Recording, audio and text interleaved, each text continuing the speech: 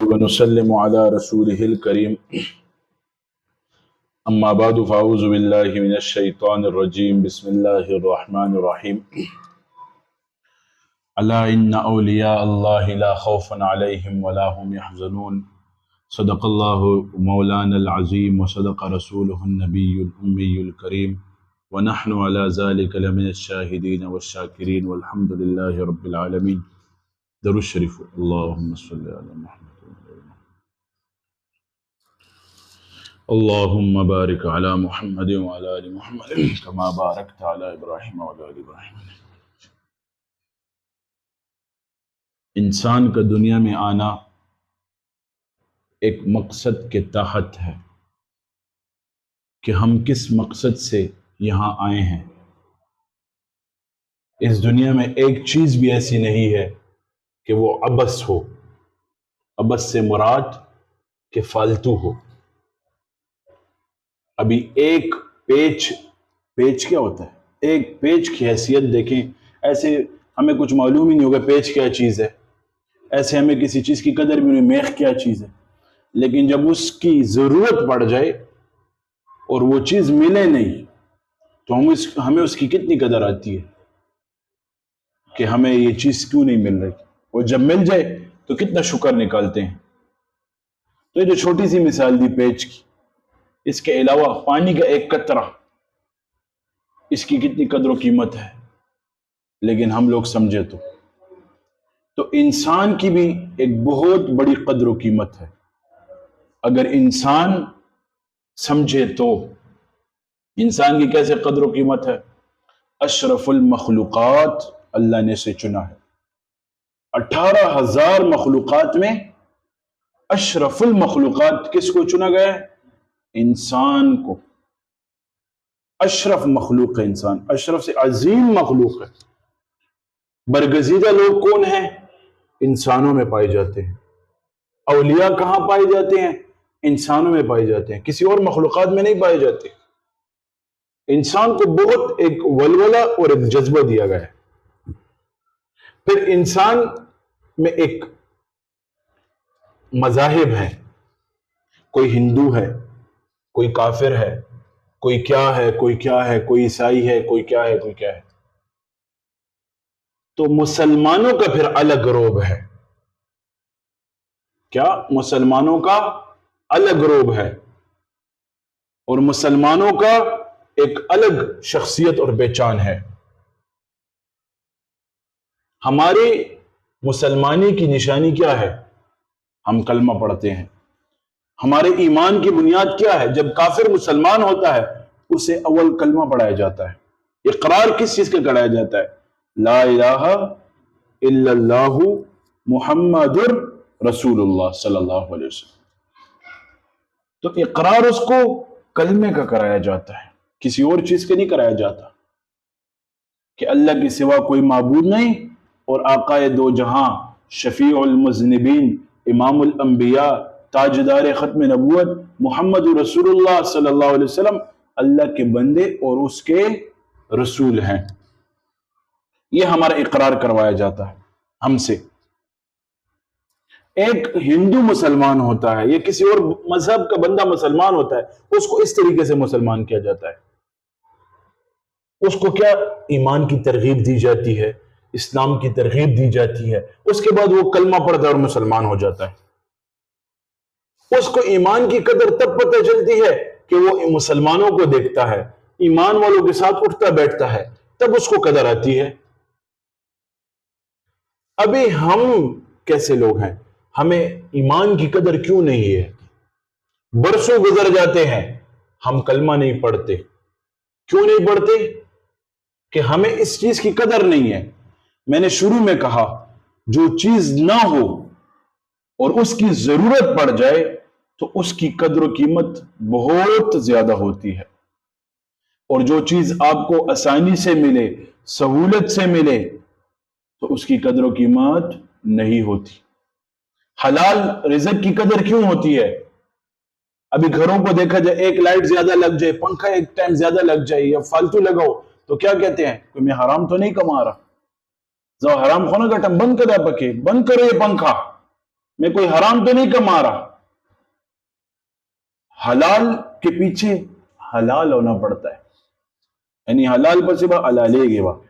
اور حرام جب ملتا ہے تو بندہ لٹاتا ہے، نشے بھی کرتا ہے، تماشے بھی کرتا ہے، جواری بھی کرتا ہے، ایسیاں بھی لگی ہوتی ہیں، آسائش والی زندگی گزارا ہوتا ہے، لیکن اس زندگی میں سکون نہیں ہوتا. اور حلال کی زندگی میں سکون بہت ہوتا ہے. سکون کہاں ہوتا ہے؟ حلال زندگی میں. حرام زندگی میں بے چینی ہوتی ہے. حلال تھوڑا ہوتا ہے، وسعت بہت ہوتی ہے. حرام بہت ہوتا ہے، تنگی بہت ہوتی ہے اس میں. مجھے ایک شخص بتا رہا تھا کہ میں حرام جب بھی لیتا ہوں تو میرا ایسے ایسے ذرائع سے نکل جاتا ہے کہ مجھے پتہ ہی نہیں چلتا.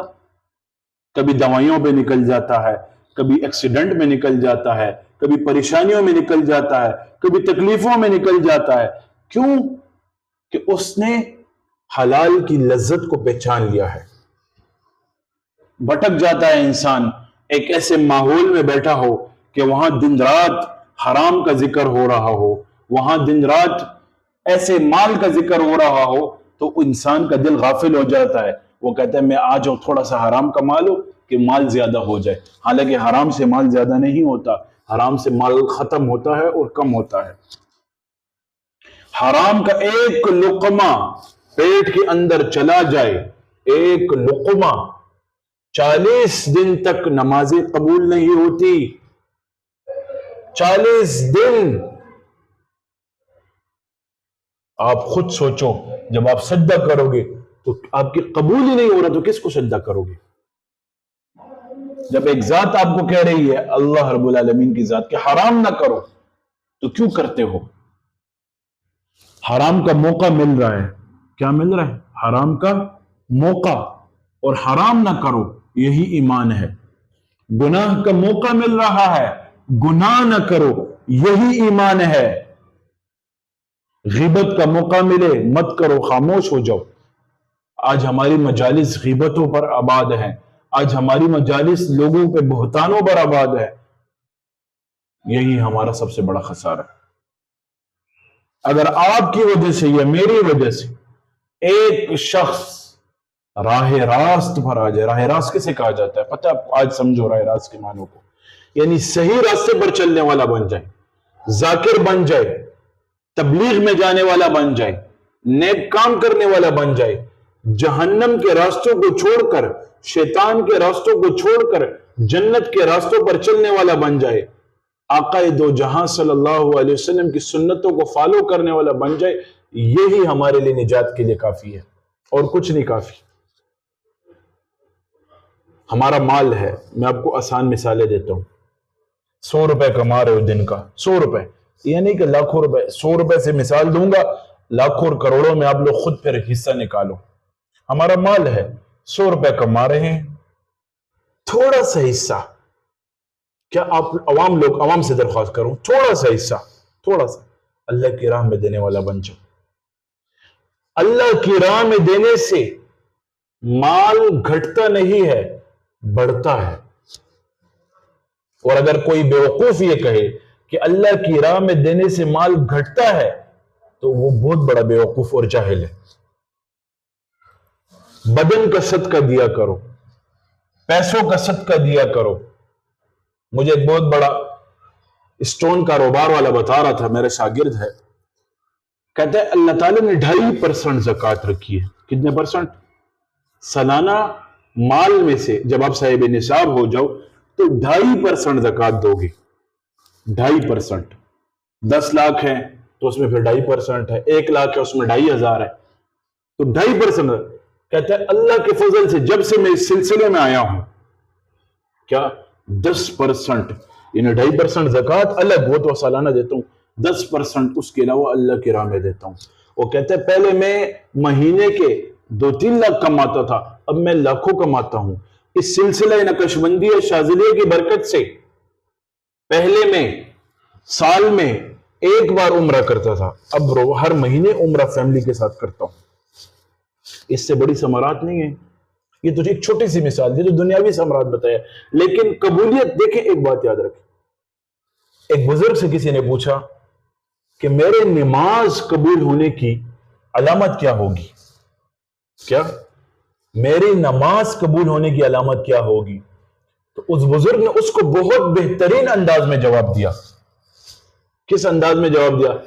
اگر ظہر کی نماز پڑھ رہے ہو اور عصر کی نماز کے وقت آپ کی نماز کا دل ہو گیا، یعنی دل ہو رہا ہے، بے چین ہو رہا ہے کہ عصر کی نماز کس وقت ہوگی، اس کا انتظار ہے آپ کو، مجھ سے جماعت نہ فوت ہو جائے، مجھ سے تکبیر الاولیٰ فوت نہ ہو جائے، میں امام کے ساتھ نماز پڑھوں، اذان کے فوراً بعد مسجد جاؤں، تو سمجھ جاؤ آپ کی پہلی نماز قبول ہو گئی. میرے پیارے بھائیو، انسان کی زندگی میں ایک مرحلہ آتا ہے. کس چیز کا مرحلہ آتا ہے؟ ایمانی کیفیات کا، ایمانی علامات کا، ایمانی جذبات کا. یہی جذبات ہیں، یہی علامات ہیں، نماز پڑھنے کے علامات ہیں، ایمان کے علامات ہیں، جذبات ہیں، اور اسی سے انسان سیکھتا رہتا ہے.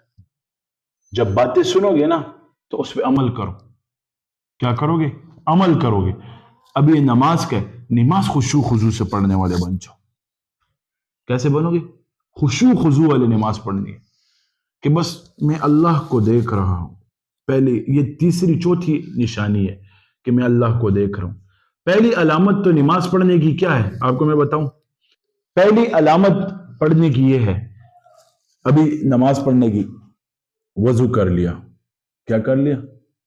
آرام سے وضو کر لیا، خشوع خضوع سے صحیح سارے اندام دھو لینے چاہیے. ابھی سردیوں کا موسم آ رہا ہے، ہمارے اکثر یہ جگہ خشک رہ جاتی، ہم بس جان چھڑا لیتے. نہیں، صحیح طریقے سے خود کو وضو والا بنا، وضو کر لیا، وضو والا بنایا. اچھا، اکثر لوگوں کے کبھی گھٹنے وہ ہوتے ہیں خشکی کی وجہ سے رہ جاتے ہیں، کبھی کون سے. تو صحیح طریقے سے جب وضو کر لیا، خود کو صحیح طریقے سے، کس طریقے سے؟ صحیح طریقے سے وضو کر کے نماز کی طرف جانے لگے. جب نماز کی طرف آپ لوگ جانے لگے تو پھر صحیح خشوع خضوع سے کھڑے ہو جائیں. دنیاوی سوچیں ہٹا لیں. کیا کریں؟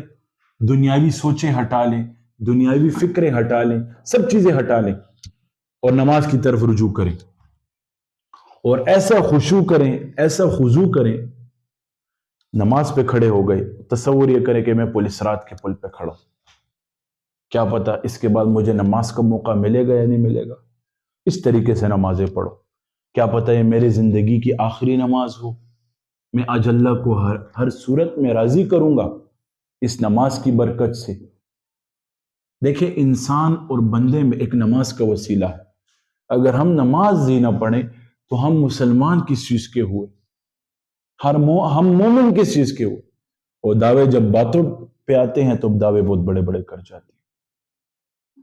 صرف دعووں پر نہیں، عملی کام پر کرنا ہے.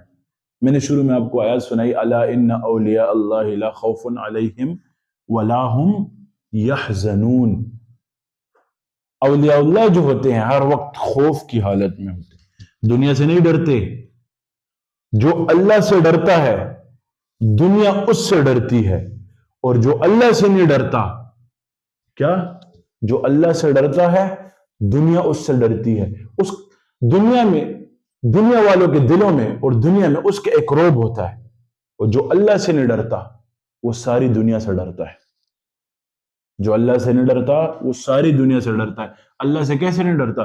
جو نمازیں نہیں پڑھتا، جس کے معاملات ٹھیک نہیں ہوتے، جس کے کاروباری لین دین ٹھیک نہیں ہوتی، جس کے نوکری کے معاملات ٹھیک نہیں ہوتے، تو وہ ساری دنیا سے ڈرتا ہے. ابھی سوچا نا، جس کے کاروباری معاملات ٹھیک نہیں ہوں گے، کسی کو غلط چیز دے دے گا، کیا کہے گا؟ کوئی دیکھ نہ لے، جلدی بیچو، جلدی پیسے وصول کرو. اسی طرح نوکری والا پیسے کسی سے لے لیا، افسر کو شکایت نہ چلی جائے، ہر وقت دل میں خوف رہتا ہے. اسی طرح نا، ہر وقت دل میں خوف رہتا ہے. یہ معاملات کی کمزوری ہے. اور جو معاملات صفا کرتا ہے، حق حلال جتنے تنخواہ ہے، جتنے منافع ہے وہ کرتا ہے، اور اس سے زیادہ نہیں کرتا، نہ کسی کو لوٹتا ہے، نہ کسی کو دھوکے دیتا ہے، تو کسی سے نہیں ڈرتا. ساری دنیا اس کے دل میں روب ہوتے ہے کہ یار اس کو کدھر ہم غلط بات کر دیں یا حرام کی بات کر دیں یا ہمیں کچھ کہہ نہ دے. کیا؟ لوگ اس سے ڈرتے ہیں. تو جو اللہ سے ڈرنے والا بن جاتا ہے تو لوگ اس سے ڈرتے ہیں، اور جو اللہ سے نہیں ڈرتا ساری دنیا سے وہ ڈرتا ہے. تو اللہ سے ڈرنے والے بنو گے. خوف اللہ رب العالمین کی ذات کا خوف دل میں رکھنا ہے. تو اولیاء اللہ کیسے ہوتے ہیں؟ شیخ عبد القادر جیلانی رحمۃ اللہ علیہ، یہ مت سوچنا کہ میں بہت ذکر کروں، دن رات تسبیحاں پلٹا رہا ہوں اور یہ کروں اور وہ کر رہا ہوں اور میں بس بہت بڑا بزرگ بن گیا ہوں. یہ کبھی مت سوچنا. میں لطائف کا ذکر کر رہا ہوں، میں فلاں کر رہا ہوں، میں سلاسل کر رہا ہوں. اللہ کی رضا اور اللہ کے فضل کا نام لیا کرو کہ میں اللہ کے فضل سے کروں. مجالس میں آتا ہوں، ذکر میں آتا ہوں، اللہ کے فضل سے آتا ہوں، اس میں میرا کوئی کمال نہیں. وہی اللہ ہے، فضل بھی دیتا ہے، فضل بھی کرتا ہے اور ہمیں توفیق بھی دیتا ہے. ہم آ بھی جاتے ہیں اور اجر بھی دیتا ہے.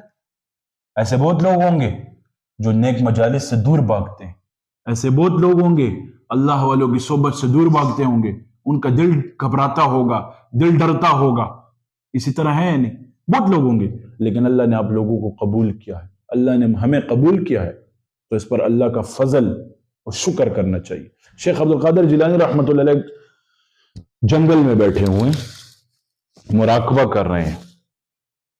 مراقبے کے دوران روشنیاں پھیل گئی. اب لائٹ چلی گئی نا، تو لائٹ کے دوران آپ لوگوں نے موبائلوں کی لائٹوں کا انتظام کر لیا. تو اسی طرح شیخ عبد القادر جیلانی رحمۃ اللہ علیہ ابھی مراقبہ کر رہے ہیں اور مراقبے کے دوران چراغ جل پڑے، روشنیاں ہو گئی اور آواز آئی کہ آپ پر قلم معاف ہے. کیا؟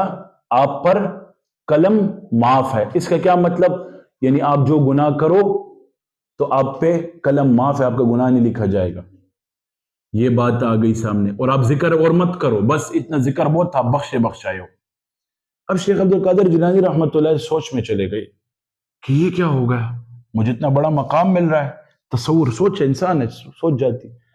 لیکن ایک دم سے ان کے ذہن میں ایک آیات آ گئی قرآن مجید کی، وَاذْكُرْ رَبَّكَ فِي نَفْسِكَ تَضَرُّعًا وَخِيفَةً وَدُونَ الْجَهْرِ مِنَ الْقَوْلِ. یہ والی آیات آ گئی ان کے ذہن میں.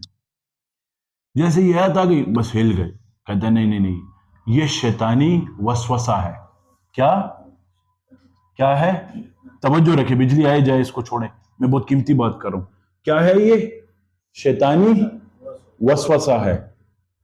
شیخ عبد القادر جیلانی رحمۃ اللہ علیہ نے ایک دم سے لا حول ولا قوت الا باللہ پڑھا. کیا پڑھا؟ شروع میں شیطان نے اس کو کیا کہا کہ تم تو بہت بڑے عارف ہو، تم تو بہت بڑے عابد ہو، تم تو بہت بڑے ذاکر ہو، تم پر قلم معاف کر دیا گیا، روشنیاں لگائی گئی. وسوسہ دیا کہ تم عارف ہو، تم پر قلم معاف کر دیا گیا، یعنی تمہارا قلم نہیں چلے گا تم پر. جب یہ بات ہوئی تو شیخ عبد القادر جیلانی نے اپنے اللہ کے فضل سے، اپنے علم کی برکت سے تو بولا کہ نہیں، تم غلط کہہ رہے ہو، تم شیطان ہو، لا حول ولا قوت. نبی علیہ السلام کو فرمایا گیا کہ عبادت کرو، تو میں کون ہوتا ہوں، مجھ پہ کیسے عبادت معاف ہو رہی ہے؟ جیسے ہی ہوا شیطان پر فائر لگ گئی. شیطان پہ لازمی بھائی لا حول ولا قوت، شیطان بھاگتا ہے. اور جیسی فائر لگی شیطان نے اس میں دوسرا حملہ کیا. پہلا حملہ بہت خطرناک، دوسرا حملہ کیا کیا؟ اے عبد القادر جیلانی، کیا؟ اے عبد القادر جیلانی، آج تو اپنے علم کی وجہ سے بچ گیا. تو شیخ عبد القادر جیلانی بولا نہیں، اے مردود، میں اللہ کے فضل کی وجہ سے بچ گیا. تو اتنے بڑے وساوس آتے ہیں. ابھی ہمارے ذکر میں کیفیت کیا آتی ہے، میں آپ لوگوں کو سمجھا رہا ہوں. ابھی ذکر کر رہے ہوگے نا تو ایک دم سے کیفیت آ جائے گی، مجھ سے تو سارے نیچے ہیں، میرے کولیگ نیچے ہیں، میرے کلاس فیلو نیچے ہیں، میرے دوست نیچے ہیں، میرے خاندان والے. نہیں. شاعر کیا کہتا، علامہ اقبال نے کیا کہا تھا، وہ مٹا دے اپنی ہستی کو اگر کچھ مرتبہ چاہے.